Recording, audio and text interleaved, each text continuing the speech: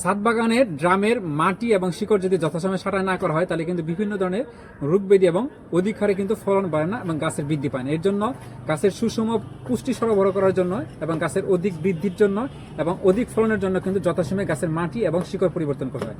মাটি পরিবর্তন করলে কি হয়, মাটিগুলো হালকা হয় এবং গাছের শিকড়গুলো কিন্তু সহজে কিন্তু সেটা কি করতে ছড়িয়ে যেতে পারে এবং শিকড় ছাঁটাই করলে নতুন শিকড় বৃদ্ধি পাবে, সেখান থেকে গাছটা কিন্তু নতুন উদ্যমে বৃদ্ধি পাবে।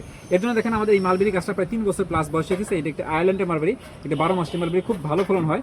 আমাদের এটা দেখেন একটা 20 লিটার ড্রামে রোপণ করেছিলাম। আমরা কি করছি, এই সাইড দিয়ে কেটে এটা কিন্তু আমরা এখানে একটু ছোট বড় যে সব শিকড়গুলো আছে সেগুলো কিন্তু আমরা কেটে উঠে মাটিগুলো উঠে নিয়েছি। এখন এখানে আমরা কি করবো, নতুন করে রাসায়নিক সার এবং জৈব সার মিশ্রিত মাটিগুলো আমরা এখানে মিক্স করে দেবো এবং আমরা কি করবো, এই ড্রামের এই যে গাছটা আছে এই গাছটা কিন্তু আমরা এখন হার্ড পোনিং করে দিব। যেহেতু আমাদের মাটিটা আমরা এখন পরিবর্তন করতেছি, শিকড় এবং ছাঁটাই করে ফেললাম, নতুন মাটি দিব, সাথে আমরা কি করবো এটা হার্ড পোনিং, এখানে যে চিকন ডালগুলো আছে মোটা ডালগুলো রেখে চিকন ডালগুলো আমরা এখানে কেটে ফেলে দিয়ে একদম হার্ড পোনিং করে ফেলবো। দেখেন আমরা বিসমিল্লাহ এইটাই যদি কাটে বিসমিল্লাহ রাখেন, এবং এই ডালগুলো থেকে কিন্তু আমরা কি কামতে করবো, নতুন করে চারা তৈরি করবো। আমরা এখানে কি করবো, আমরা একটা ডাল রাখবো আর ডালগুলো আমরা এখানে রাখবো না, এইভাবে করে আমরা কেটে দেবো। আর প্রত্যেকটা কিন্তু আপনারা দেখবেন এখানে যে চোখ আছে এই গিটের উপর থেকে আমরা একটু রেখে তারপর করবো, কারণ নতুন করে ক্যানোপিগুলো এখান থেকে বের হয়ে যেতে পারে।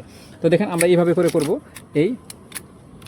এইভাবে করে করলে আশা করি আমাদের এই সামনের যে শীত আসতেছে, আজকে অক্টোবরের 4 তারিখ 2025 সাল, এবং আগামী শীতের আগেই কিন্তু এখান থেকে কিন্তু প্রচুর পরিমাণে ফল আসবে আশা করি ইনশাল্লাহ। ঠিক আছে, এই আমরা এইভাবে করে কিন্তু আমাদের এই গাছগুলো কেটে দেবো এবং এই ডালগুলো থেকে আমরা নতুন করে আবার চারা তৈরি করবো ইনশাল্লাহ। আলহামদুলিল্লাহ।